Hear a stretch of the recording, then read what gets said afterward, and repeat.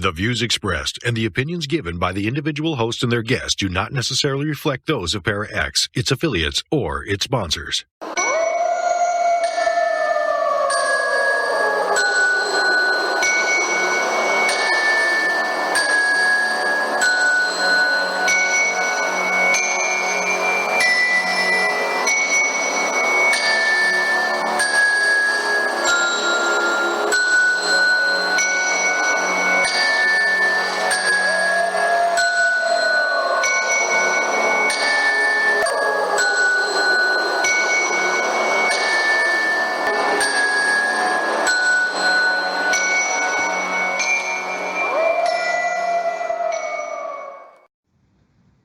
Good evening and welcome to Illuminating the Paranormal on ParaX, opening your mind to the possibility.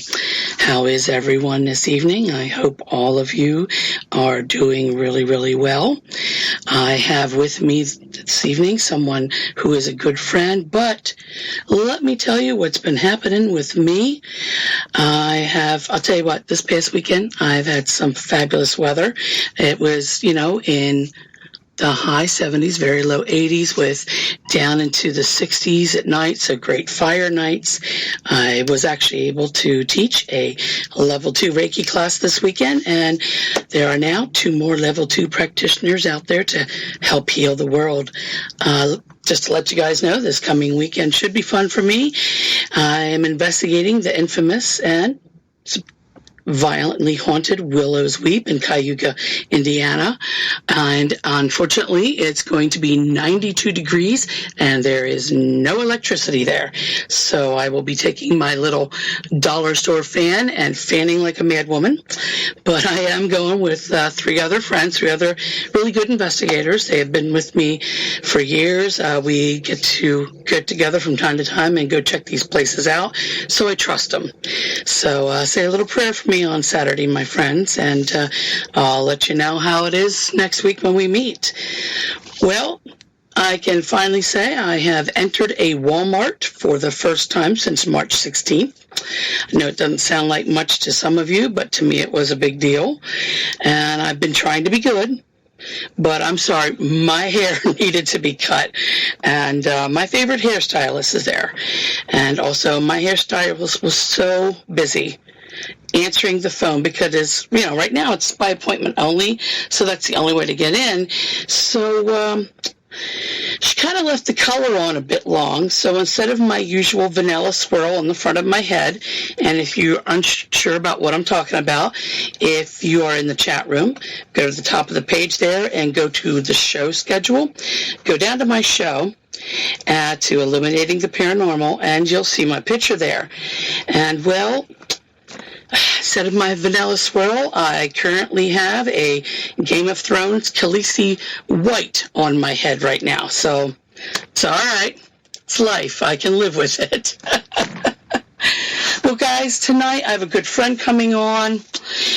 Chris and I have seen one another at different paranormal conferences for a couple of years, but we finally met at KarmaCon about 2-3 years ago now. We had some really great conversations that day and some pretty great conversations ever since. So let me tell you about Coyote Chris Sutton.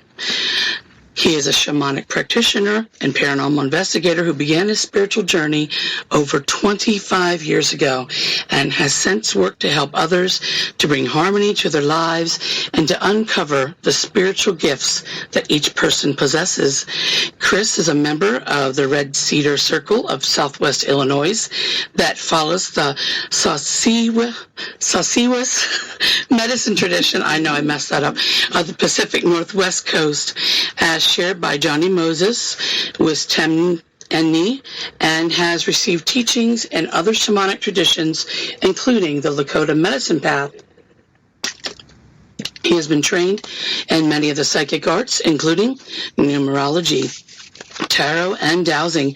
Chris began doing paranormal investigations in 1998, primarily using his shamanic skills, and focuses on helping people who are having problems with negative paranormal events. He strives to bring light to the darkest places and is often called upon to deal with difficult personal and paranormal problems. In 2018, the show On Sacred Ground premiered on the internet programming site VidiSpace on the Haunted Space with Coyote Chris as its host. In 2020, the interview series Shock and Awe, The Spiritual Journey of Coyote Chris Sutton airs on VidiSpace, where Chris will tell in detail how he found and practices his spiritual path. In 2019, Coyote Chris appeared on Ghost Adventures, Curse of the River Bend, the Mineral Springs Hotel. He has also appeared on The Dead Files Revisited in 2013, Evil Underground and Killed by the Clan, and Ghost Lab in 2009, If Walls Could Talk.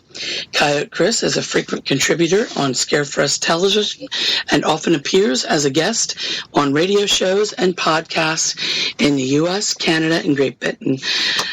Coyote Chris can also frequently be found appearing and presenting at paranormal and spiritual events across the country.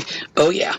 Also in 2020, Coyote Chris Sutton and Charla Harden of Girls vs. Ghosts premiered The Spirit Drum on Scarefest Television. Coyote Chris' main purpose is to help others, as that's what we do with the gifts that Curator has given us. He does healing work, spiritual advisement, paranormal investigations, psychic readings, house cleansings, protecting people and dwellings, and spiritual teachings. Chris is an experienced presenter and storyteller, and he can bring informational, uplifting, and entertaining presentations to any event. Help me welcome Coyote Chris Sutton. Chris, how are you? See, I'm doing great tonight. That is so long. I forgot how long that is. That's bio. Okay. Goodness gracious. That's all right. I want people to know you are a good person. They need to know about this. I get it. Yeah. So, sir, how are you doing?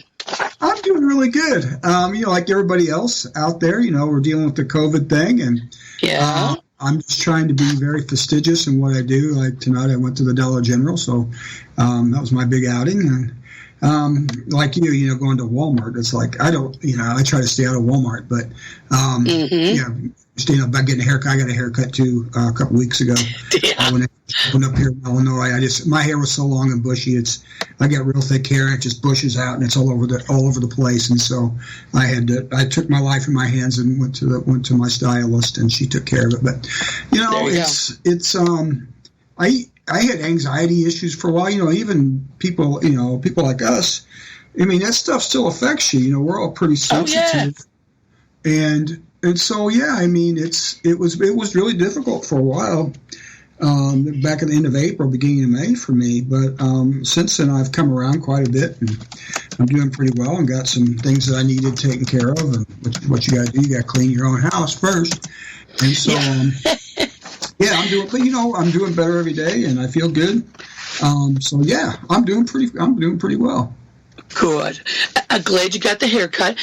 My husband has. I think you've seen my husband Tim before. He has very curly Irish hair, and he has decided he is going to let it grow now. He has been home since the third week of March. He works at a place where it's more office work, so he's actually been still working, but working from home. But he's not cutting his hair. He said he's waiting till he goes back to work. Well, it's starting to get longer. The funny thing though with curly hair is it doesn't get longer like down your shoulders. No. It piles on the top of your head. So right now the man looks like Kramer from Seinfeld. Yeah, I love him to death. But I'm like, I'm going to wait till you're asleep. I'm just going to start chopping, boy, because I can't take that. No, you tell him to leave it till I see him next time, and then I want to see it. He might. Yeah. Who knows? When I met him, who doesn't love a bad boy if you're a girl, okay? I met this man, and he was the brother of a good friend, and I had not met him because he was away at college. And and she set us up. I met him at the door. Like I said, neither one of us had seen the other. And okay, use your imagination a lot. Size 5, dark hair. I look like Barbie with dark hair. Okay, met him at the door. He opened the door. He thinks it's his sister's friend. He doesn't know what's coming. He opens the door, and his jaw drops. I literally get the chance to walk up and push it up. The man has hair down past his shoulders, curly but long, completely heavy metal, the wristbands, the collar, the spiked everything, the big cross earring. I was like, oh, okay. Get to know him throughout the night. And here's this man who is attempting to be a bad boy, but he's really, really intelligent. Really, really smart. Math, computer science. So he tried, and he is a metalhead, but he's also a brain, so it's okay. So I met my bad boy that was actually a smart guy, and it just worked for both of us. So that is cool. I didn't know that. I didn't know he was a metalhead, because I kind of am too. Oh, yeah. And, we'll have to talk about that next time I see him. Oh, yeah. So now, are you back to work yet? I have been working from home since, pretty much like he has, since, second or third week of March. Okay. And so my cool shaman room has become a office, more or less. Yeah. Because my wife Julia, she works from home as well. So I'm in my daughter's old bedroom, and she's in my son's old bedroom for our offices. So we're able to keep the peace that way. Yeah. Because this is the first time we've been married for 30 years. This is the first time we've ever worked from home, either one of us, and to do it together. It's just when you spend most of your married life working and. You're always gone during the day, and you're around each other during the day all the time. That's a whole different ballgame. We got used to it, It took a little while, but yeah, I've been working. I can do a lot of my work from home. I'm an ombudsman, which for my day job, I advocate for people who live in nursing homes, which is kind of a tough job right now because their nursing homes are really getting it bad with this virus. We are able to go and speak to people through the window and call them on the phone and things like that. That's about the best we do. So it's hard. It's hard to see people. Nursing homes can be bad in the first place, and you throw this kind of stuff at it, and it's worse. Yeah. And so it's been a little difficult, but I've got a good team that works with me, and so we do pretty good. But yeah, it's you can get a little compassion fatigue after a while. Yes. Yes, no, I hear you. So, do you have any Paracons or shows coming up? Oh, gosh. I can't. I got more that have been canceled, actually. I'm trying to think what's still on, because everything's kind of up in the air, even the ones that I get scheduled. A lot of them have been canceled already, even ones as far as in August. So, it looks like my first one would probably... Now, is SilCon happen or not? I have not talked to her. To Becky, yeah. To my knowledge, still happening, and that's September, right? Yeah. So I'll probably be at that because that's pretty airy there in the mall. So exactly. I'll do that one. I may go up and do Michigan Paracon. Right. That's okay. The last week of August. September.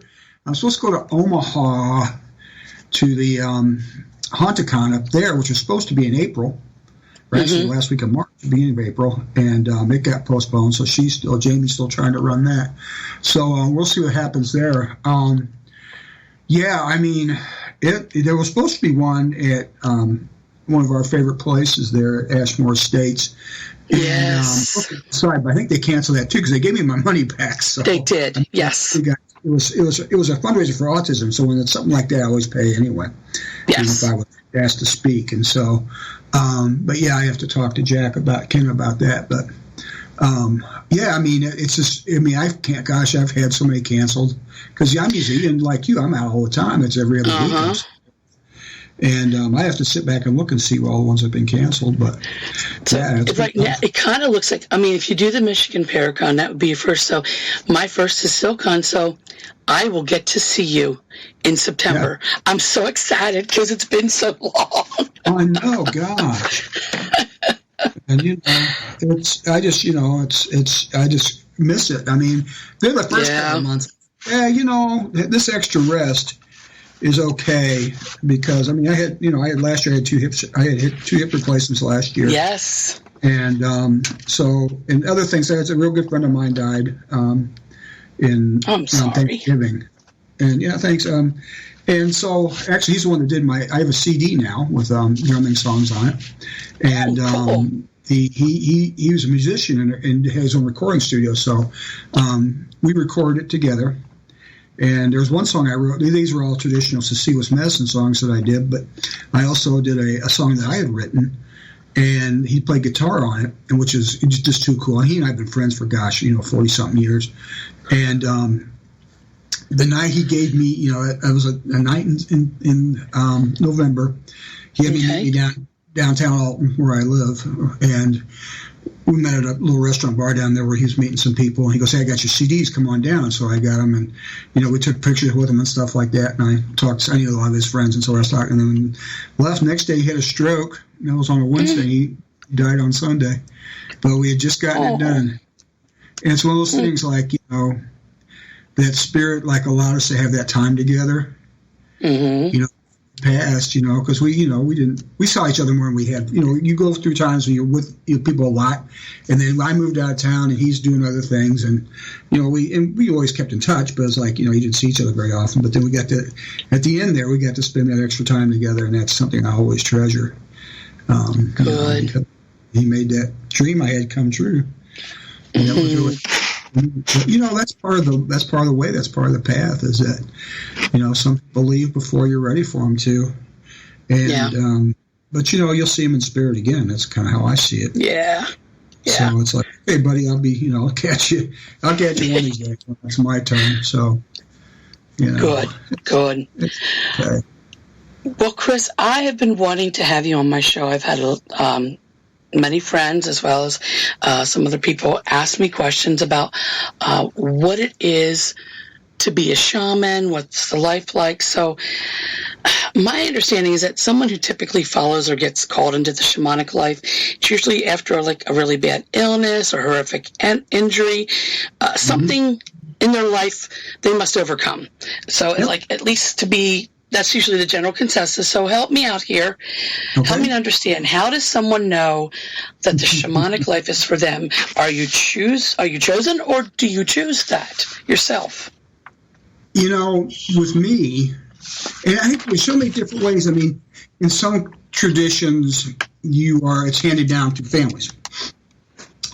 Like in the Lakota tradition, you got the Crow Dog family, that medicine, very long lineage medicine family, lots of medicine people in it. And sometimes the shaman will pick you.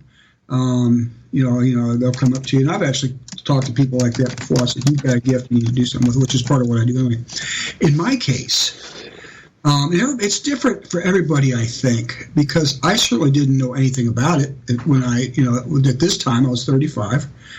And I had grown up. Now you get the whole story now, like it or not. That's good.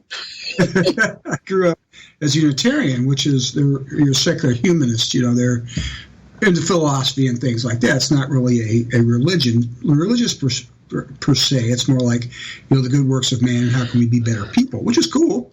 Good folks. But I had no religious background whatsoever as far as. Especially things spiritual. I knew about it, intellectually a little bit, but I didn't know personally. I had no personal experience in it. So Julie and I are living in a little town called Onarga, which is in east central Illinois. It's not too far from the Indiana border, actually. This was many years ago. And I was working at a facility that did treatment for juvenile sex offenders. Okay. Now, at this point in time, Now you got to think about those kids. I mean, they're all perpetrators. Yeah, that's why they're there, but they're also all victims. 97% of all sexual predators or sexual offenders were sexually abused themselves. So what was happening? I started getting real depressed. I mean, really depressed. I was pretty bad, and so I found out later it's because I was empathic. So I had no idea of any of this stuff. And kids, I know, we're sitting in group and these kids are talking about this stuff, and it's like I could see it, I could feel their emotions, and it was just, yes. You know this, it's like when you first start blooming, all of a sudden you start realizing you just don't know why it's happening. These aren't my feelings, but I took them as mine. And it was driving me in the ground. And so, I was starting to bounce back a little bit, and I was like, there's always something missing. So in my life, and so Julia, who used to powwow dance when she was a kid in the Explorers, Girl Scouts, and so she looks in the paper and she sees that there's going to be a powwow, and just about 20 minutes from us in the county seat of Watsika, which has 5,000 people in it. Well, it wasn't. Yep. It was a little bitty town. Yeah, it's just a little bit. Yeah, it's just a little bit north of Champaign. It's about 45 minutes north of Champaign, where the University of Illinois is. And so I said, yeah, why not? Let's go do that. And because I'd never seen it before. Like I said, I understood the Native culture historically, and I'd always felt that was they got a really bad deal, obviously, and always felt bad about that. But so we go to this thing, and it's the Powwow National, for goodness sakes. I don't know. In this little bitty town, it's county fairground. It's just amazing. All these people from the four corners, all the corners of the United States and Alaska, and some from Canada. Just an amazing thing. And there's in big powwows, they have, well, all of them have a grand arena, the one big arena. And we were watching the dances and stuff in there. And so I heard some drumming coming from like a livestock barn, because, like I said, it was a county fair grounds. And so I'm going to check that out. So I had Emily. Emily was my daughter. She was one.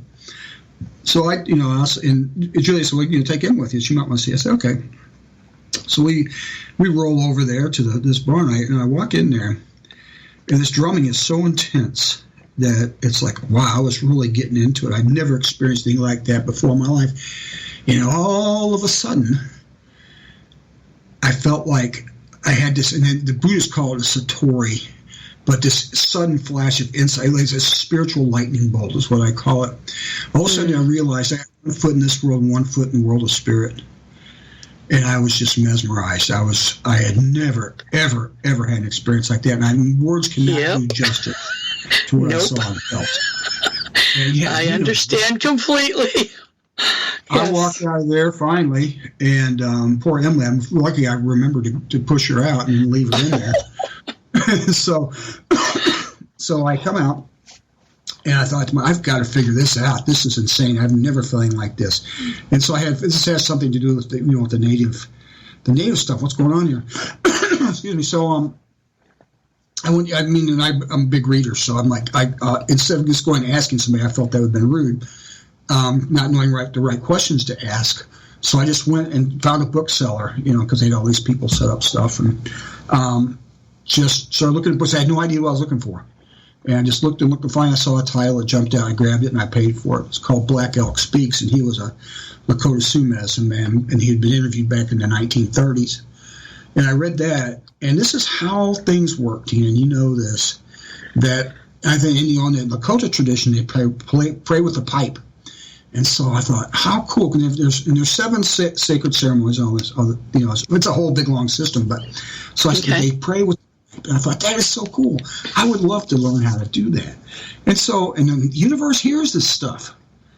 And they're like going, yeah, it's about time. Okay, because, about time you took the bait. You hear the calls. They're slick. So what happens, I'm reading that.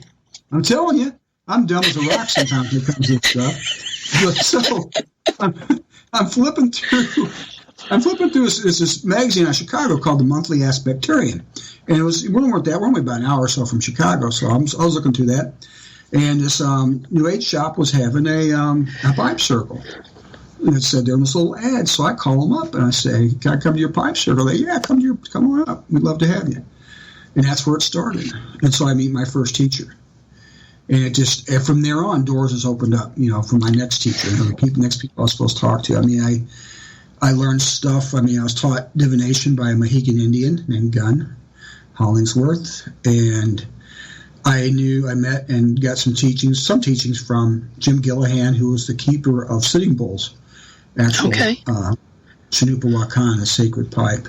And so I got to smoke that once. It's actually a pipe that Sitting Bull held and used. And that was amazing to do that. I've always been so thankful for that. And that's what happens. And so, I walked the Lakota path for about 6 years, and it was good. You just love it. But it's like I needed something different because in the way I was taught, everything's pretty kind of like, I don't want to say rigid because it's not. Have more rules, and I'm not like that. That's why I'm Coyote. I like, so I like to be able to do things differently than just doing one thing. And so we had moved back home, and so I was looking in the paper one day, and Johnny Moses, the CC was medicine edition, coming to SIU Edwardsville as a college down a little bit, about 20 minutes from me. Went down and met that group. Been practicing that for 20 years. And so, you talk about how you chose, and that's always such a big question for people. And my answer to that is spirit in some way and somehow is going to tell you. It will feel, things will, I've been talking to this guy over in England, and he said, people keep telling me this, and he talked to me about some stuff. I said, yeah, no, I think you can safely assume that you're being called to at least start the path and see where it takes you. So yeah, it's spirit works through your heart. If you're thinking in your mind, ooh, that looks cool, don't do it, not yet. No. What your heart tells you. Because I argued with it for a long time. I'm like, well, why me?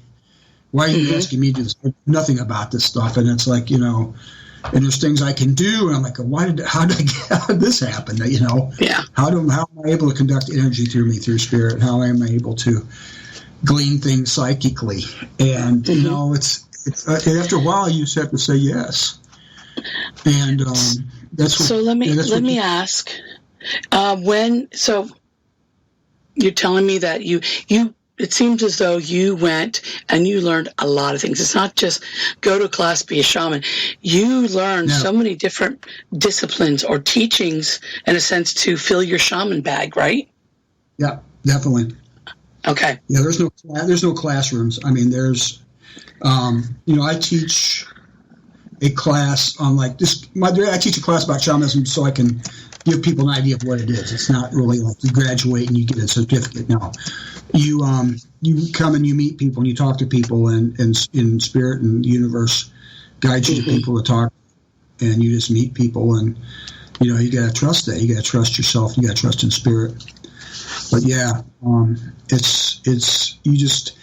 you follow the path, and the path, if you keep your heart open and you are willing to listen to people. If you go to a teacher and start running your mouth, you're in trouble because you're not going to learn anything. You have to sit there and be quiet and listen. It seems to me that for those of you listening, this is a part of my journey. This is something that I have been wanting to do for a long time. And just like Chris is saying, it's not just go to a class, be a shaman. Spirit, the universe, they're placing people, information, classes, just life experiences, one after the other in my path. So it's not just a class. It's like the world comes to you, the spirit comes to you, universe comes to you, and it gives you everything you need for this journey. It's a never-ending journey of learning. So it is, and yes. You're never done. You're Right. never finished. Yes. Yes. I teach class on developing psychic abilities and other stuff, and it's like, when people come to class and talk, I say, "Well, I didn't know that," And it's like, okay, because you have to be able, even when you're teaching, you have to listen to what other people, the people who you're teaching, and listen to what they have to say, because sometimes they come up with some pretty good stuff. Yeah, it's just, you're always learning. It come from, and the lessons come difficult sometimes. People come into our life who make a big mess of things, and so those are teachers too. Yeah, exactly. It's just what you have, and so many people. I've talked to so many people who have been through such terrible things in life, and I tell them, I said, that we all go through terrible stuff. Especially people who've walked this path, whether it's being a psychic, anybody who's trying to help somebody else tends to have kind of a battered background of some sort. But the thing is about it, what I always tell people is like, yes, you went through this, or you're going through it, but you know what? You're going to come out on the other side, and you're going to be fine. You're going to learn from this. It sucks now. It really does. It hurts. But you're going to get over it. You're going to get through it. And you're going to come out on the other side, and you're going to be the one standing there for the next person trying to get out of that, and you're going to hold your hand out and help them out of it. That's what Spirit is, or God is doing for you right now, so you can help all these other people who are going to go through it. And hopefully that gives people some, a light at the end of the tunnel. It's, oh, okay, now I get it. And I've seen that when, we've all gone through tough stuff and what. I was very close to suicide at one time. But at the time I was, right when the shamanism came in, and somebody finally said, "You're empathic." I said, "Well, that explains it," So you start getting a handle on that, and you start getting better. But the thing about shamanism or any type of spiritual life path that people have to realize is that once you start doing it and you start doing better, the first thing you have to do when you find out what your medicine or what your gift is you heal yourself first. And I've seen too many people make that mistake. I've been in social services for 30 years at least. And I've seen so many people come out of college and they want to save everybody, but they're a wreck because they haven't taken care of themselves. And I see it in spiritual stuff too. And it's like, no, and that's part of our teachings in the Sasiwas medicine tradition is that everybody has medicine, which means everybody has a gift from Spirit or God, if you prefer. Some people would say the Holy Spirit's working through me, and that's cool. But everybody's got that. And the first thing, what you do is you got to figure out what it is. And that takes some trial and error and some thinking and some praying and meditating about it. And so you get there to it, and then you start learning it. But then, like I said, you allow the healing to get you first. Because if you're trying to help somebody else and you're channeling Spirit, because that's what you do. I mean, it's not me that's doing it. I'm smart enough to open myself up and let it tell me what to do. That's how it works. But now if I'm all junked up inside because I'm all upset about something or I have all these unresolved issues, what happens to the flow of the energy through your medicine? It gets sticky, and it's just not nearly as effective. And some of your muck comes out on the people that you're trying to help. And I've seen that happen with people who were teachers and things like that. It's like, you're letting your personal stuff bleed into your medicine work, and it's you can't do that, and you have. That's why and people think it's selfish to feel. It's not. It's not selfish to heal yourself because that's the only way you're going to be really a good healer or psychic or whatever you're going to be, or a good person for that matter. You can learn these things and just want to be a better person. That's fine too. Yeah, it's good. Agreed. But that's how it works. Well, Chris, you know what? We're going to take a really, really quick break. When we come back, we have some questions in the chat room, and I have like 2 full pages of questions, and we'll see how many we get to. Okay. All right, everyone. You are listening to Illuminating the Paranormal on Para X with my guest, Coyote Chris Sutton, and we will be right back.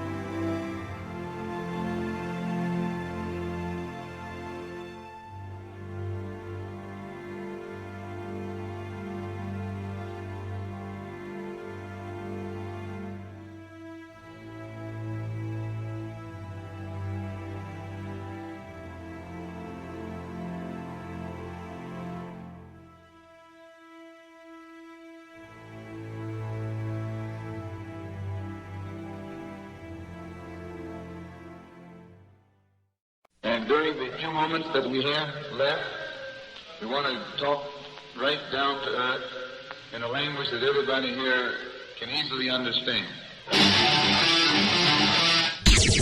Your source for everything paranormal, Para-X.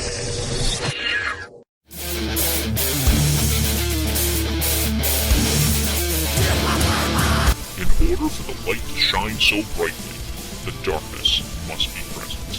Tune in every Monday at 10 o'clock. The Dark Sun Rising on the Para-X Radio Network.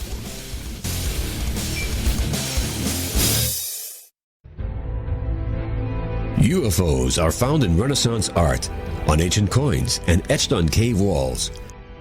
They are even reported in the Bible. But more surprising is when UFOs are seen the most, in times of war. Through centuries, thousands of UFO sightings have been made by high-ranking officials, military pilots, and ordinary soldiers. Often, these fantastic appearances occur at the height of great battles. From World War I to D-Day, to Korea, Vietnam, and beyond, military investigators are baffled. Why do UFO sightings spike so drastically during wartime? Could it be mistaken aircraft, or is someone, or something, looking in on us? In UFOs in Wartime, What They Didn't Want You to Know, Mac Maloney chronicles centuries of these incredible sightings and tries to solve the puzzle of why so many UFOs are seen while humanity is at war. Read about the scare ships, the ghost planes, and the ghost rockets, alien giants in the jungles of Vietnam, UFOs controlling our ICBM bases, dogfights with flying saucers during the Gulf War, and more. 300 pages of unbelievable stories, along with many startling photographs. That's UFOs in Wartime, What They Didn't Want You to Know, by Mac Maloney. On sale at your local bookstore or on Amazon.com.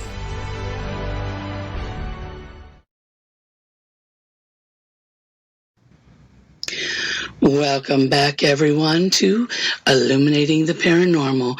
My name is Tina Marie, and my guest tonight is Shaman Coyote Chris Sutton.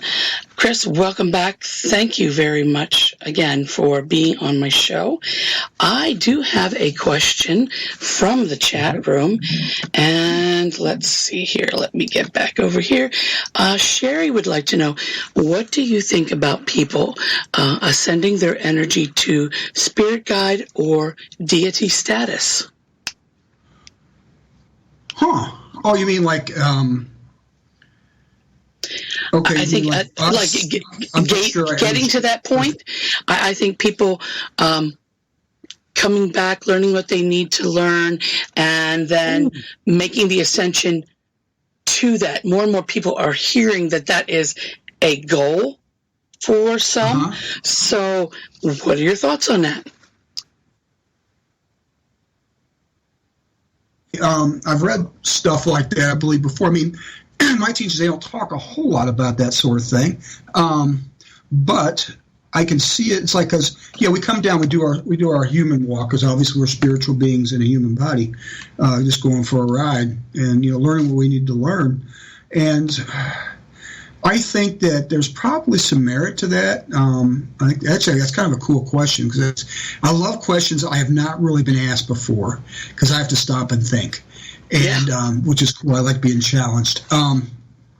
So yeah, I mean, that is certainly possible. I mean, I practice numerology somewhat. I don't do it as much as I used to do, but it's one of the things that you do is when you do somebody's life, when they do their chart and things, you talk life and whether or not, what they're back here to learn, okay? Now, sometimes you have people who just come back. I love Buddhists because they have the right words for everything. In Buddhism, that's bodhisattva, the enlightened soul who could go on, could achieve nirvana, but chooses to return to help other people. And they take this knowledge that they've learned in their lifetime and take it back with them and come back to, again, be that person who sticks their hand out to the people who need, to try to help them reach an enlightened state.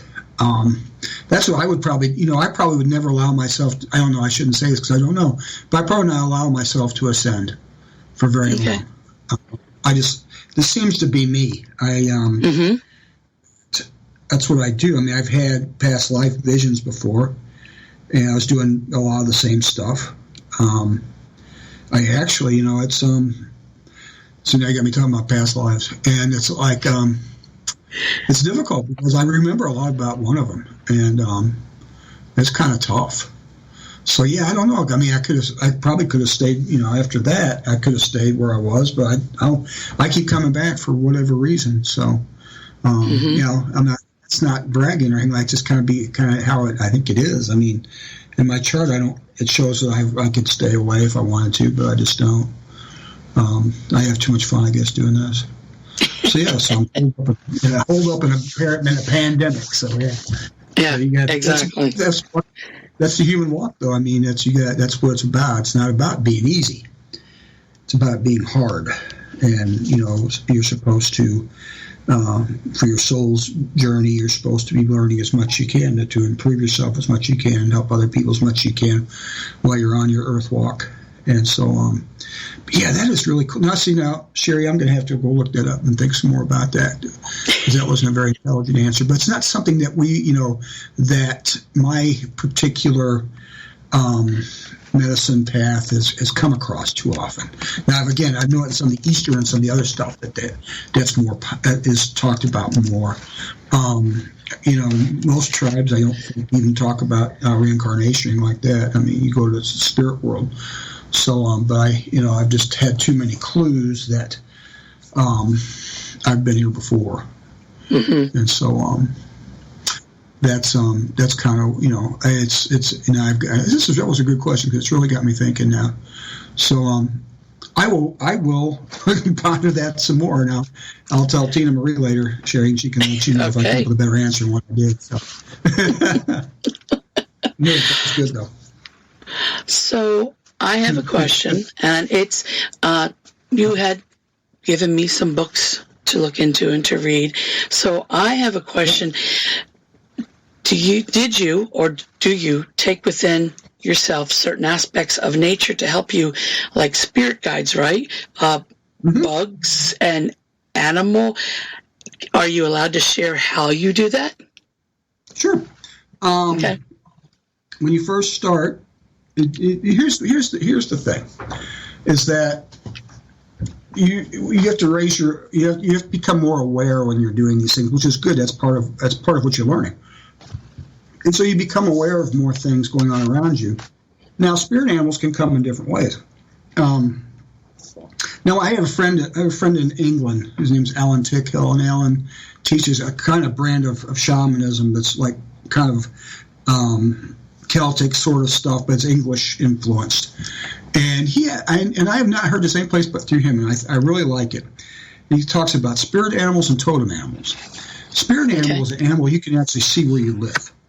So, like, one of my spirit animals is a red-tailed hawk. They live where I see. I used to see them all the time, and I still do. If they're typically messengers, and so they will come. You see one, and it like flies in front of you, or something makes itself very obvious to yourself. Then you are okay. I need to be listening more. Or it's it comes from the east, so it's about new beginnings, and so that's part of it. If you see an animal a lot. And I don't care if it's a groundhog or a chipmunk. We got a bunch of chipmunks in the yard. Even though every animal has teaching, and so you would do. And I always hate to say this, but yeah, people ask, "What's my animal mean?" Google it. They're all pretty bad. Right.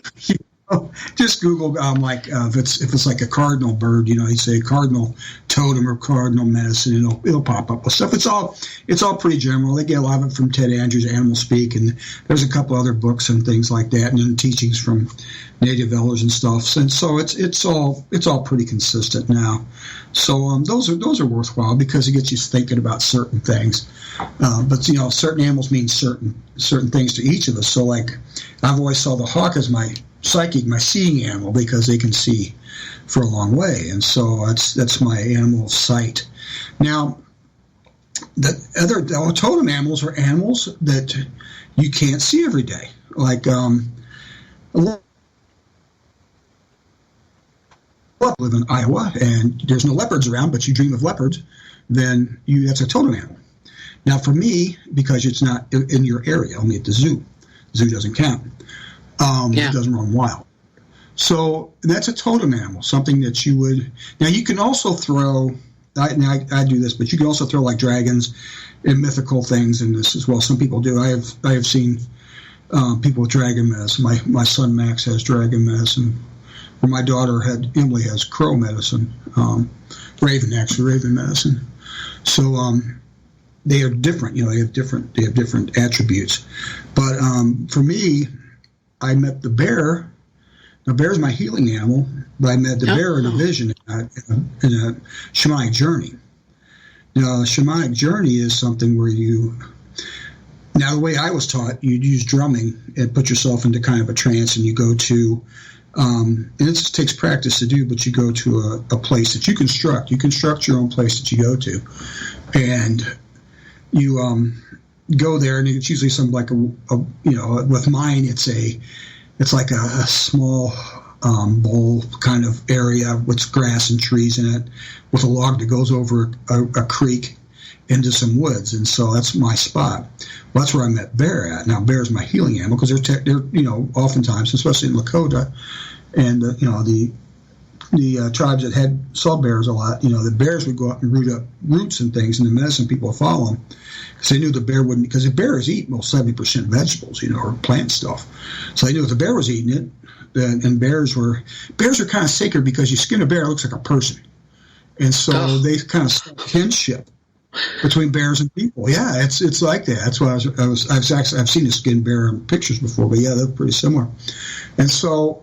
They saw that, them as healing, and, it's like a plant doctor, which I'm crappy at plants, so ever asked me about, does this root work? And I have no clue. I was never versed in plant medicine. I guess just energy. I have enough to worry about. So I know some people are very good at it, though. And so that would be a totem animal. But, yeah, it's perfectly fine for anybody I don't care if you want to practice shamanism or, whatever, Catholicism, whatever you want. It's okay for you to look for those things, and it's okay to let them guide you and teach you. I mean, they're all creatures of spirit. They're all creatures of the Mother of Earth, and so, and the earth that supposedly that God created. So we're all in the same boat with them. So yeah, use them. I mean, you can dream about them. I just got a message from a guy I know about. He had a dream about a wolf, and he was asking me about. So I went back to him, and so. And so these things have become very striking through you. And it's like, with the coyote, with me, I had a very, very close encounter with one time. And apparently I have some attributes of the coyote. So that's why people started calling me that. Okay. So that's how it works. Yeah. It can happen anytime, any place. It just, you can do it in meditation. What I tell people to do is go outside and close your eyes and just ask for your animal to come and see you. And open your eyes and see what happens. This is all connected. We're all connected by energy. And so when you call on something and you believe in it, or you believe it's possible it can happen, things will happen for you. Things will start coming around and become more aware. I was saying, I didn't realize I saw, beavers all the time, which, some places I guess you could. So, or that sort of thing. And it's like, okay, what does that mean? You go look it up and you look at the lesson from it. And maybe that's one of your totem animals or your spirit animals. So yeah, and those things are very close to me. I've got, and you've seen my tattoos and whatnot. I've got a tattoo of a hawk on one arm, a tattoo of the bear on the other arm with coyotes and birds and all sorts of things. That was my way of saying, and continues to be. Once you get one, it's just like it just keeps wanting to grow. But it's my way of saying it's my way of saying yes to Creator. And to those animal powers that I have made this commitment to you because I put you on my skin. It will never come off. Right. So yeah, I mean that is my commitment. That's how to me it was more of a help. Probably as much a help for me as it was for me to show them. But yeah, this is my commitment to the medicine, to the powers, to my spirit animals, and. So that's what it means to me. But yeah, there's so many different ways, and don't discount anything. You had a dream about something that seemed very powerful, and you remember it really well when you wake up, and there's an animal in it. I would pay very close attention to that, because your animals and your spirit guides are always there for you. But you have to wake up to them. You have to allow them to get in contact with you. You have to give them permission. So I also tell people, too, that if you want to try working on starting to meet your spirit guide, put yourself in a room, you sit in one chair, put an empty chair next to you, and ask and close your eyes and meditate and focus. Do a single-minded, which means think about just one thing. Focus totally on meet my spirit guide. If you got to meet it in your heart, you just can't do it for fun and games, or try it on a Ouija board or something like that. No, it's not going to work. It's not that Ouija boards are evil per se, but No, I know what you're saying. Yeah. But that's how it works. Okay. That's the stuff that makes it all, that it gives you the focus, it gives you your medicine. And this is so important when you're walking the shamanic path to have these relationships with the spirit guides and with the spirit animals. It gives you so much direction, and you kind of focus. It helps me to focus on what I know, what I'm supposed to do. Like I'm talking about plant medicine, I don't know about. That's not what I'm supposed to be doing. Go to somebody else if I needed plant medicine. I wouldn't do it myself. So that's what it's about. You learn to be. You can't be everything. So you be what you are. Exactly. And it's not about. You just got to be you. And you got to be humble. Try to be as humble as you can, and that's very important too. Okay. Well, now we talked about a lot of the good stuff about being a shaman and the different things you have to learn. So, if you're willing to share, what is the one thing you have had to do or perform within your shamanic duties that to this day you wish would have ended differently? Would have been different? Was there ever something that you were just like, man, I wished I hadn't had to go through that. I wish that hadn't ended that way. Is there something? Tell us a little bit about the other side of the hand. You will fail. Okay. First time I went on a vision quest, and I don't ever tell this story, but I don't mind telling it. It's just I never really think about it. But I came in early. I didn't go. Well, it wasn't the first time. I did a whole thing in the desert before. So, no, it was. I was just. It wasn't feeling right. It wasn't working, and I feel bad about it. I don't feel bad. And I wish it would. I could have, done the whole thing, but it just wasn't to be at that time, and so I've accepted it. That's the thing. You can look back and say, I wish it had turned out better, but you can't carry it. You can't carry like a sense of failure, because failure is how you learn. And so you learn sometimes. It sounds like that's a great thing to do, and all of a sudden this isn't really for me.